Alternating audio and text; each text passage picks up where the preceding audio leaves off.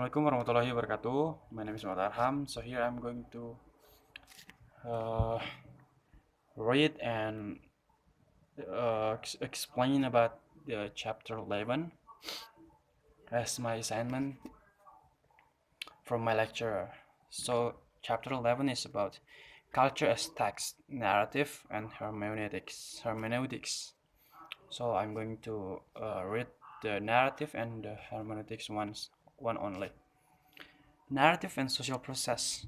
For the most part, the analysis of narrative has been an activity of literary theorists interested in the study of text.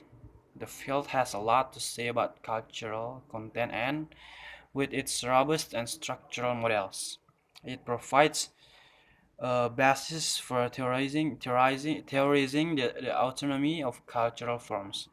It also has quite a bit to say about agency in the reader and author, yet it has almost nothing to say about how narrative intersect with broader social life. There is, however, another more sociological literature narrative. Broadly speaking, we can detect three kingdoms.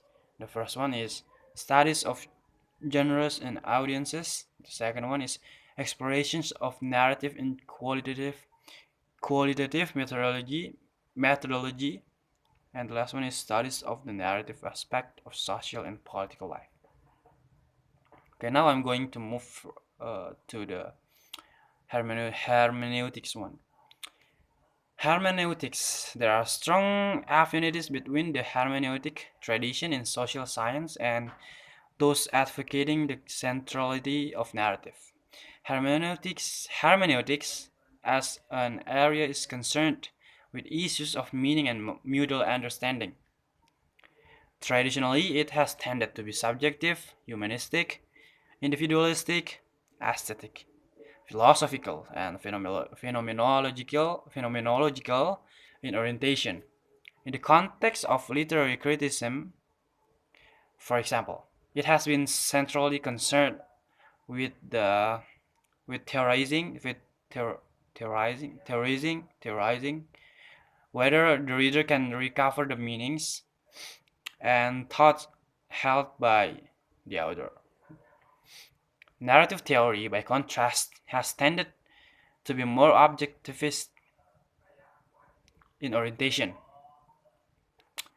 As we have seen in the first part of this chapter, there is a focus on the text, its form, structures, and social implications, with no interest whatsoever in the subjective intentions or mental state of the author. More recently, hermeneutics has taken on board lessons from structuralism, post-structuralism, and narrative theory, and so the boundaries between hermeneutics and other forms of cultural inquiry have begun to be broken down.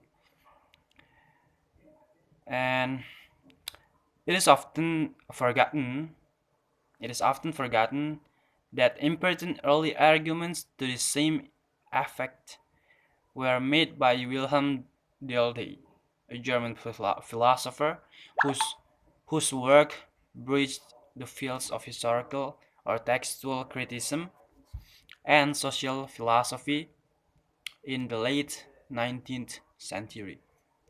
He was to exert an influence on Max Weber's writings on first hand, which can also be seen as an important milestone in the translation of hermeneutic philosophy into social science.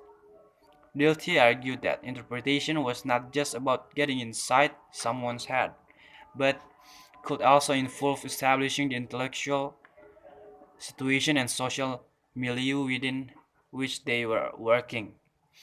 In other words, hermeneutics was compatible with a broader cultural inquiry. Contemporary intellectual heirs of this perspective include Hans Georg Gadamer and Paul Ricoeur, who draw on existentialism and phenomenology in developing theories and methodologies of interpretation. They place a central emphasis on reconstructing on reconstructing the systems of meaning that inform the act of writing, while some of this will be personal and physiological, psychological. Others can be located in a broader, publicly available culture, which the author would have drawn upon in creating a text. Reconstructing these frameworks can play a vital role in establishing a framework or horizon of interpretation through which the text can approached and understood with some accuracy by the reader. Our readings of Shakespeare, for example, are likely to be better served by knowledge of Elizabethan manners, customs, statecraft, class structures, and linguistic conventions than by a speculative effort to get insight of the immortal bard's head. The arguments proposed by Gadamer and Ricoeur provide important philosophical groundwork for legitimating hermeneutic inquiry in the social sciences. Yet the largest single influence has been the work of the anthropologist Clifford Geertz and his effort to read society as a text. Um, uh, uh,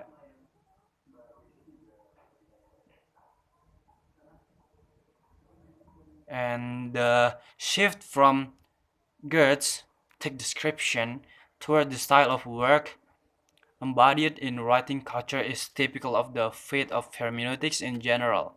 While it remains an important intellectual field, is has found itself outpaced and colonized by the new interpretative